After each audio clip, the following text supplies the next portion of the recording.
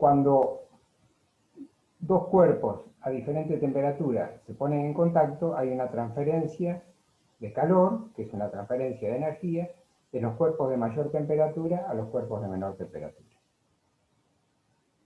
Y si eso ocurre en un sistema aislado, entonces todo el calor que pierde uno de los cuerpos es ganado por el otro. No hay pérdida de energía.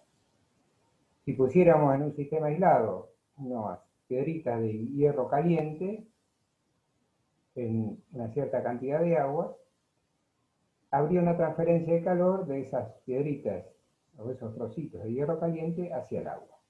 Y toda la energía que pierde, la energía térmica que pierde los pedacitos de hierro caliente, son ganados por el agua. Este concepto, este principio, se utiliza para resolver muchos problemas de calorimetría.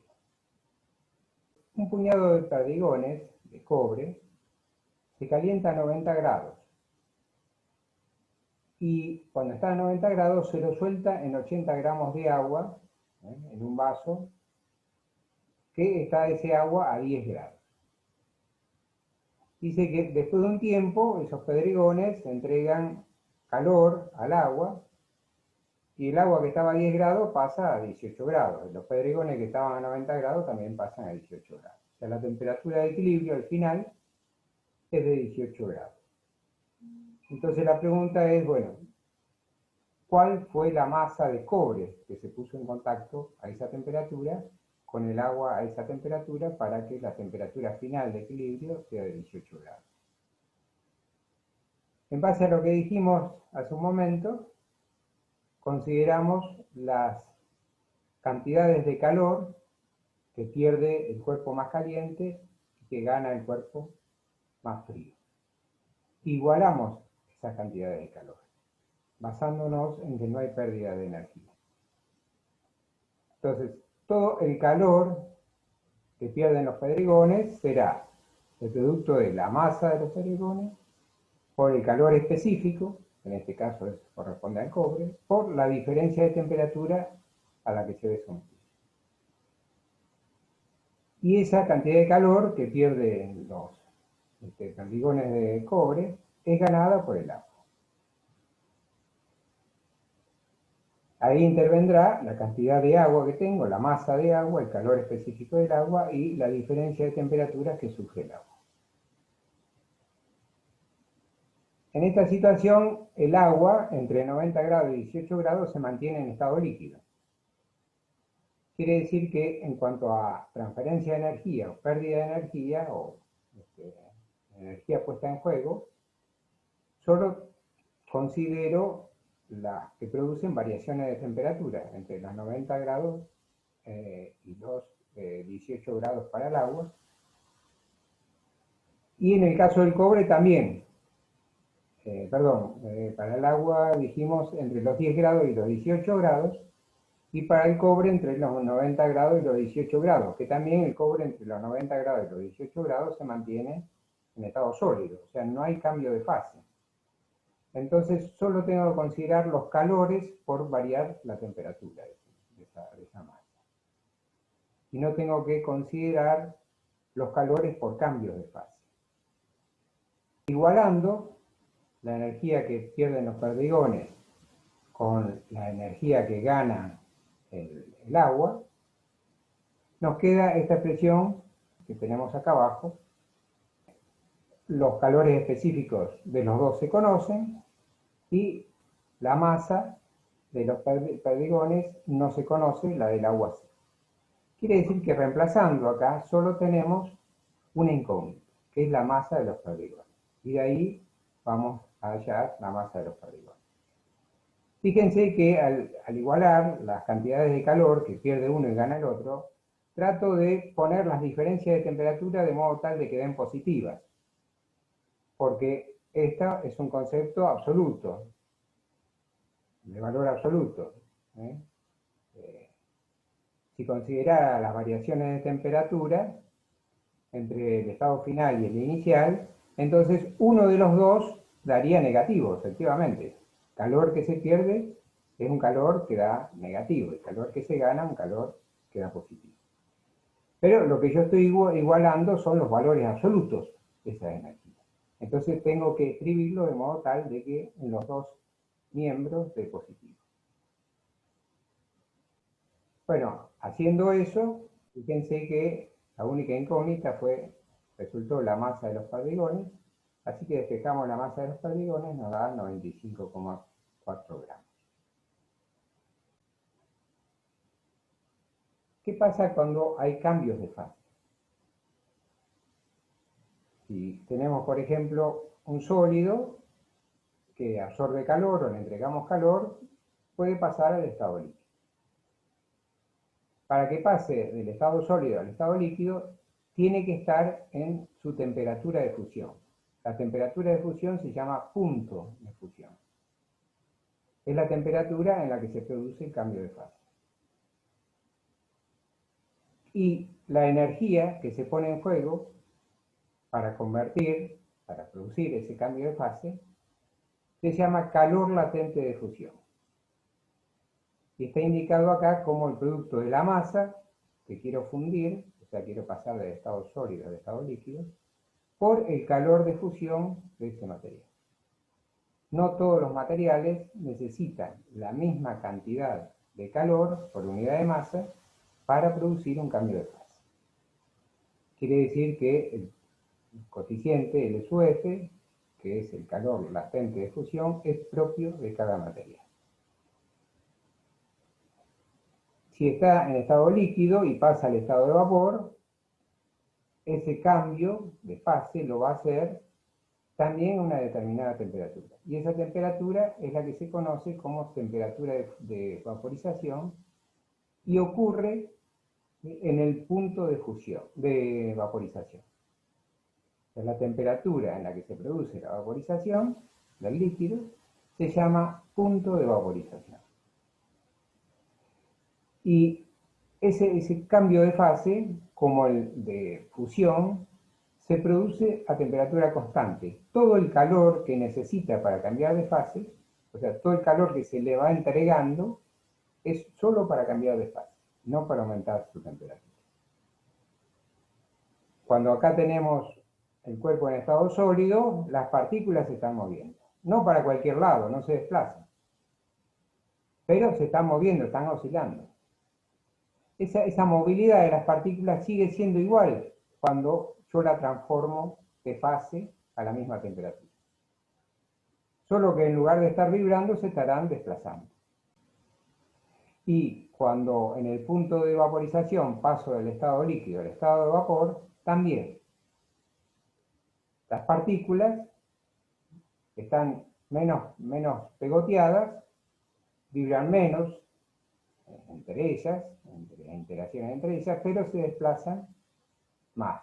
De modo tal que las velocidades de esas partículas se mantienen constantes en cada cambio de fase. Y para que pase del estado líquido al estado de vapor, es necesario entregarle un calor que se llama calor latente de vaporización. Y se lo indica con la letra L sub B. Calor latente de vaporización. Y es la cantidad de calor que tengo que entregarle a una unidad de masa de esa sustancia para que en el punto de vaporización, o sea, la temperatura en la que puede cambiar de fase, por unidad de masa cambie de fase. El calor que necesita a la temperatura de vaporización para que una unidad de masa de esa sustancia cambie de fase. Eso se llama calor latente de vaporización. De forma análoga, el calor latente de fusión. O sea, cuando pasamos de sólido a líquido, el calor latente de fusión es la cantidad de calor que hay que entregarle al sólido a la temperatura de fusión por unidad de masa para que pase al estado líquido. Ya hemos visto en algún otro video los cómo se denominan los cambios de fase. Habíamos hablado de fusión, solidificación, vaporización, condensación, sublimación inversa. El punto de congelación o fusión, el punto de fusión y de congelación en equilibrio es el mismo. O sea, la temperatura en la que, por ejemplo, un líquido como el agua pasa del estado sólido al estado líquido es el mismo que la temperatura en la que pasa del estado líquido al estado sólido. Quiere decir que los puntos de congelación y de fusión coinciden. También coinciden los puntos de vaporización y de condensación. Las temperaturas en las que un material vaporiza es igual a la temperatura en la que el mismo material condensa. Aclaremos entonces qué son los calores latentes de fusión y de vaporización. Entonces, el calor latente de fusión de una sustancia es el calor por unidad de masa que se requiere para cambiar la sustancia de la fase sólida a la líquida a la temperatura de fusión, a su temperatura de fusión. En el caso del agua, el calor latente de fusión es de 80 calorías por cada gramo de agua para pasarlo a 0 grados de sólido a líquido.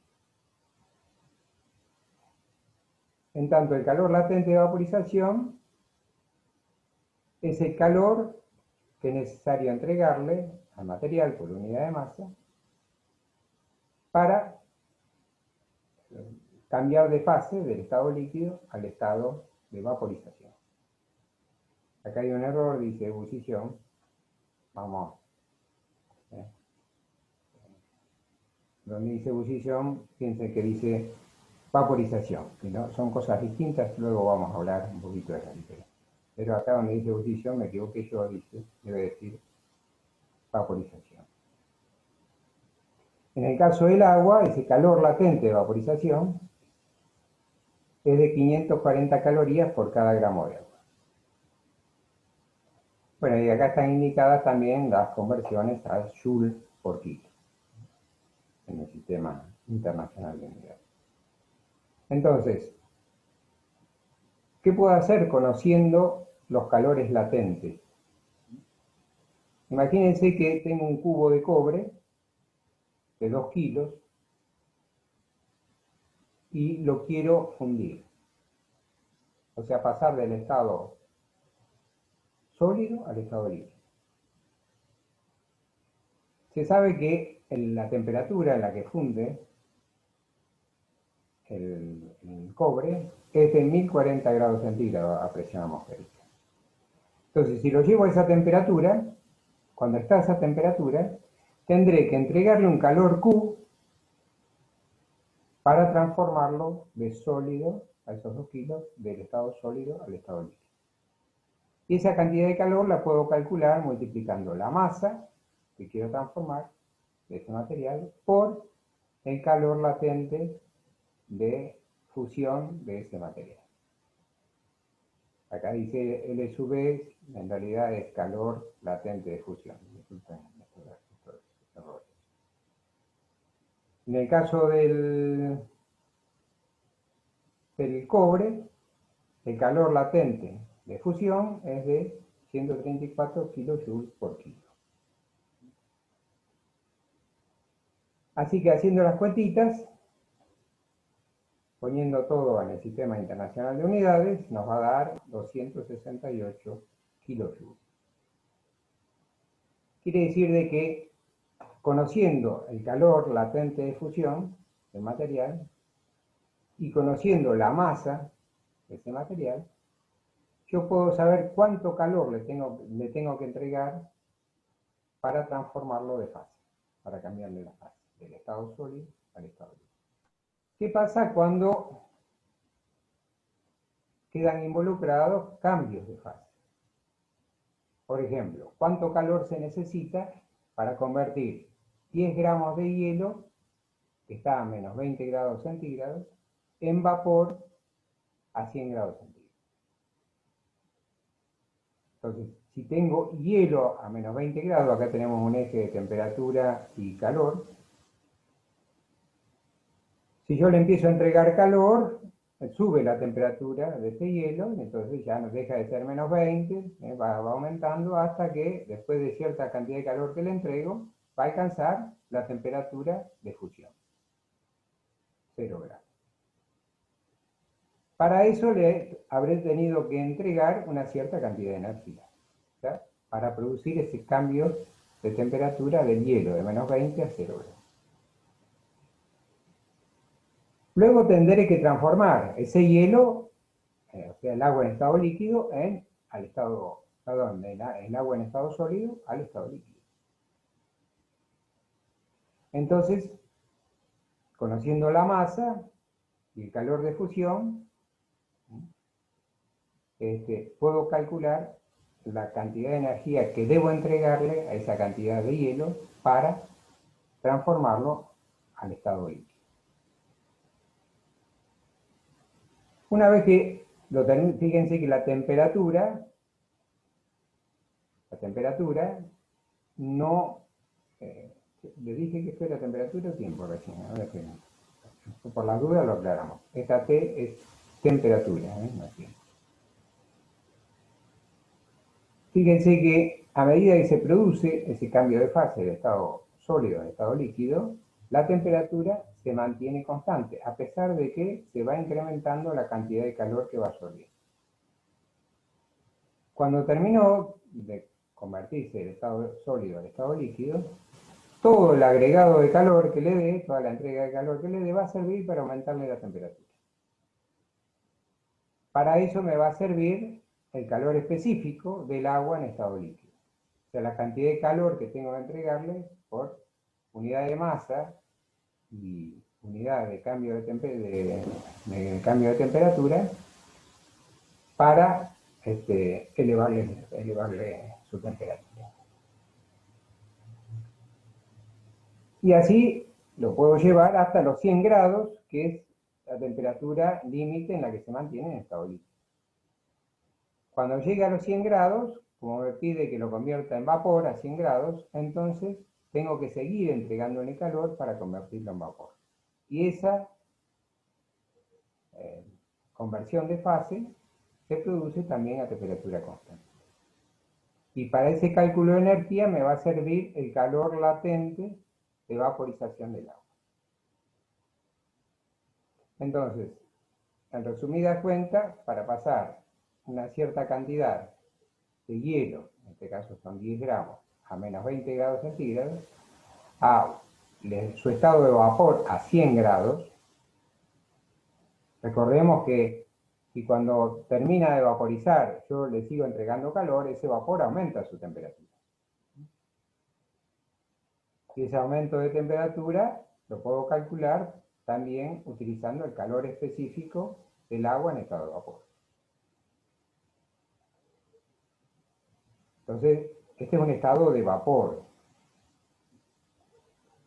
Y esa temperatura la puedo elevar lo que desee, en la medida que le entregue calor. Entonces, hagamos cálculos de la energía puesta en juego en cada etapa. Para pasar el hielo de menos 20 grados a 0 grados, entonces aplico la expresión de calorimetría Q igual a la masa de hielo por el calor específico del hielo, o sea, del agua en estado sólido, que es distinto a la del agua en estado líquido, por la diferencia de temperatura que lo voy a someter. Entonces sabré, haciendo esa cuenta, cuánto calor le tengo que entregar. Hago la cuentita, eran 10 gramos, el calor específico del agua en estado sólido es 0,5 calorías por gramo o grado centígrado, por la diferencia de temperatura, que es para pasarlo de menos 20 grados a 0 grados. Haciendo esa cuentita nos da 100 calorías. Quiere decir que para pasar esos 10 gramos de hielo, de menos 20 grados a 10 grados, tuve que entregarle, a 0 grados, tuve que entregarle 100 calorías. A partir de ahí tendré que transformarlo en agua en estado líquido. entonces tendré que usar el calor latente de fusión. Y entonces haré esta cuenta.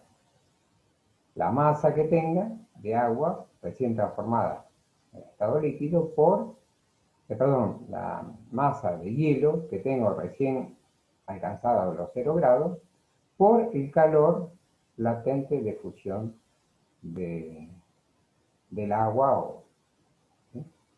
Parece que el calor latente de fusión y de solidificación es el mismo, ¿no? Nada más que en el caso de la fusión es calor que tengo que entregarle para que se funda. En el caso de solidificación, es calor que tengo que extraerle para que se solidifique. Así entonces, la cantidad de calor que tengo que entregarle a esos 10 gramos de agua para que pasen de 0 grados en estado sólido a 0 grados en estado líquido es 800 calorías. ¿Qué pasa en la próxima etapa? Ya tengo el agua a 0 grados y en estado líquido. Y lo llevo a 100 grados en estado líquido. Entonces, para eso utilizo la expresión de cantidad de calor como el producto de la masa por el calor específico del agua en estado líquido por la variación de temperatura. O sea, este es un calor que tengo que entregarle para variarle la temperatura, no para cambiarle de fase. Por eso utilizo esta expresión. La masa sigue siendo la misma, el calor específico del agua en estado líquido es 1 caloría por grado centígrado. No es 0,5 como el calor específico del agua en estado sólido. Incluso el agua en estado de vapor también tiene otro calor específico distinto.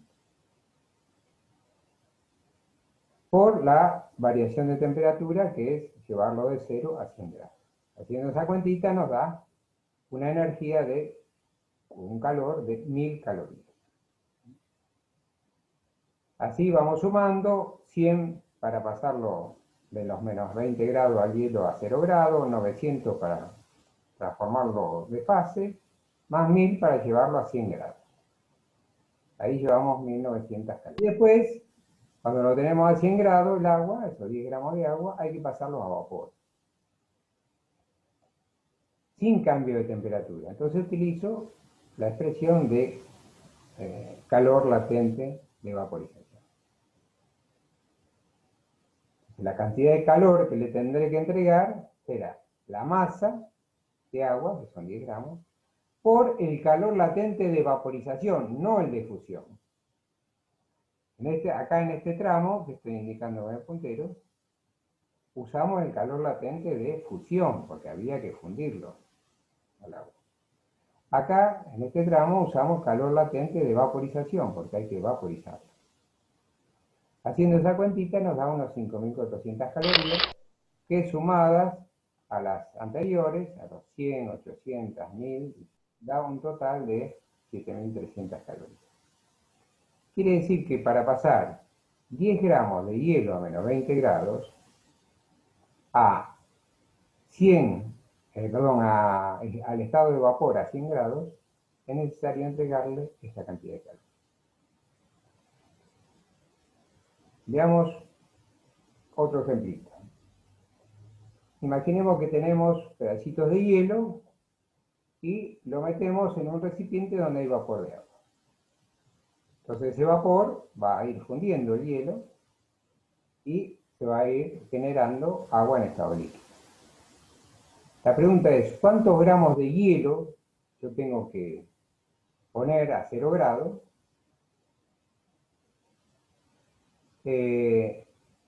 para que al ponerlo en contacto con 4 gramos de vapor a 100 grados, termine todo a una temperatura de agua en estado líquido a 60 grados? La temperatura de equilibrio que sea 60 grados.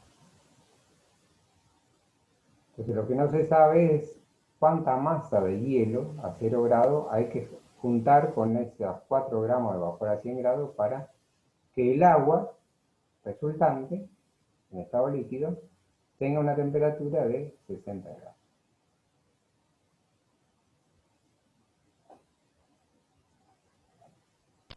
Bien, entonces, otra vez, tenemos calor perdido por el vapor, calor ganado por el hielo. El de mayor temperatura pierde energía, el de menor temperatura gana energía. Entonces hay una transferencia de calor y hay una pérdida de energía térmica del vapor y una ganancia de energía térmica del hielo. Eso produce este agua a 60 grados. Entonces calculemos las pérdidas que hay y las ganancias. En el caso del hielo va a ganar energía térmica, pero con parte de la energía va a tener que fundirse, o sea, transformarse del estado sólido al líquido. Entonces habrá una cantidad de calor, que es la masa del hielo por el calor de fusión del hielo, que se utilizará para fundirlo. Y luego, una vez que esté a 0 grados en estado líquido, aumentará la temperatura de este ahora agua en estado líquido, que tiene una masa igual a la masa que había de hielo. Y se calculará multiplicando la masa, entonces, de ese agua, que era la misma que la del hielo, por el calor específico del agua para producirle una variación de temperatura de 0 a 60 grados. Ese calor específico, acuérdense que es de una caloría por gramo o grado centígrado. Y todo ese calor que va a ganar el hielo para fundirse y llegar a los 60 grados en estado líquido, tendrá que ser igual a lo que pierde el vapor, esos 4 gramos de vapor.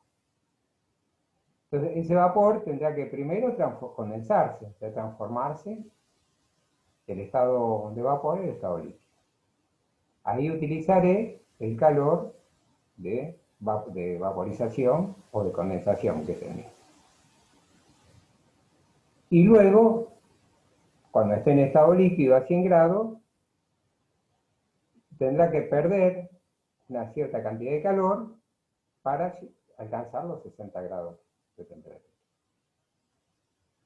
Para eso utilizaremos otra vez el calor específico del agua en estado líquido y la expresión con variación de temperatura. Otra vez acá hay que tratar de que todas estas expresiones queden de modo tal que sean valores positivos. Así que acomodarán las variaciones de temperatura de modo tal de que los valores den positivos. Si no, esta igualdad deja de valer. En realidad, lo que vale universalmente es que la suma de los calores tiene que dar 0. De eso se trata la conservación de la energía. Todo lo que, digamos, recibe uno, ¿sí?, lo pierde el otro, lo entrega el otro. Pero los calores que se entregan son negativos y los que se ganan son positivos. Entonces, sumando eso, tiene que dar 0. Pero nosotros lo estamos poniendo esa expresión no como una suma algebraica de los calores, sino como una igualdad de lo perdido con lo ganado. Por eso necesitamos que esas expresiones queden de forma con valores positivos. Bien, así que calculamos, acá. Acá calculamos el total ganado. Y acá el perdido, digamos. Entonces vamos reemplazando los valores que ya conocemos y la única incógnita que nos queda es la masa del hielo. Fíjense que al reemplazar los valores queda la masa del hielo acá como dato sin conocer. En el caso del calor perdido se conoce todos los datos. Igualando estas dos expresiones, y simplificando un poco la expresión y despejando la masa de hielo, nos queda que la cantidad de hielo a 0 grados que tengo que mezclar con esos 4 gramos de vapor a 100 grados tiene que ser de 16,6 gramos. Veamos otro ejemplito, pero donde la solicitación es distinta. Ya no pide la masa acá, de uno de los elementos, sino pide la temperatura de equilibrio. El problema es parecido al anterior, se tienen unos 50 gramos de hielo a 0 grados y se tiene agua, 200 gramos de agua a 70 grados. No hay vapor acá, sino agua a 70 grados. Se mezclan las dos cosas y lo que se pregunta es, bueno, ¿cuál va a ser la temperatura a la que van a quedar en definitiva tanto digamos, el hielo, el agua resultante? ¿A qué temperatura va a quedar? Entonces, otra vez tenemos que hacer un balance de lo que se gana como energía térmica y de lo que se pierde. Entonces, el hielo va a ganar calor del agua caliente. Parte de ese calor lo utilizará para cambiar de fase. Masa del hielo por el calor de fusión. Y parte lo utilizará para aumentar su temperatura hasta la temperatura de equilibrio. Mientras que reemplazando los valores, reemplazando todo lo que conocemos, nos queda ahí como incógnita la temperatura de equilibrio. Simplificando un poco, queda esta otra expresión. Eso en cuanto al calor ganado, digamos. Eso en cuanto a la ganancia de calor del hielo. Veamos qué pasa con el agua, que pierde calor. Y la pérdida de calor del agua, en realidad la pérdida de energía térmica, no de calor, ¿sí? Para dejarlo conceptualmente mejor explicado. Será todo el calor que va a perder, o toda la energía térmica que se va a desprender de ese agua a 70 grados para pasar a la temperatura de equilibrio que no la conozco. Acá no hay cambio de fase. Entonces, utilizamos esta expresión donde está involucrada la variación de temperatura y no el cambio de fase. Así que tenemos la masa de agua por el calor específico del agua, en estado líquido, por la diferencia de temperatura, donde la temperatura de equilibrio sigue siendo un incógnito. Entonces, tenemos, por un lado, todo el calor ganado por el hielo, tiene que ser igual a todo el calor perdido por el agua. Y de ahí la única incógnita es la temperatura de equilibrio. Así que de ahí la temperatura de equilibrio.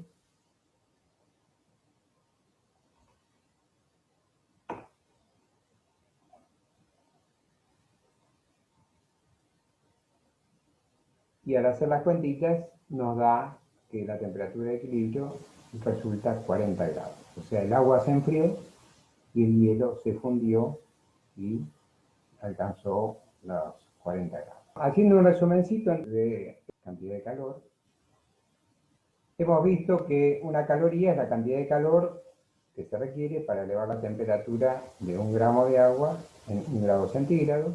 La kilocaloría es la cantidad de calor que se requiere para elevar la temperatura de 1 kilo de agua, 1 grado centígrado.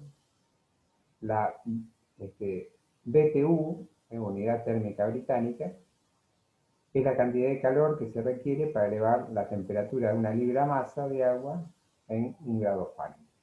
El calor latente de fusión es la cantidad de calor que hay que entregarle por unidad de masa a un material para que pase del estado sólido al estado líquido. Es el mismo valor que necesita absorber para liberar para pasar del estado líquido al estado sólido. O sea que el calor latente de fusión coincide con lo que podríamos nombrar calor latente de solidificación. El calor latente de vaporización es análogo, pero ocurre cuando se produce el cambio de fase del estado líquido al estado de vapor. O sea, la cantidad de calor que hay que entregarle a un determinado material por unidad de masa para que a la temperatura de vaporización pase del estado líquido al estado de vapor. El calor específico, la capacidad calorífica específica de un material, es la cantidad de calor que es necesario entregarle a ese material para elevar su temperatura eh, a una unidad de masa de ese material, 1 grado centígrado. Siempre que haya transferencia de calor dentro de un sistema que está aislado, entonces toda la pérdida de energía térmica de los cuerpos más calientes debe coincidir con la ganancia de energía térmica de los cuerpos más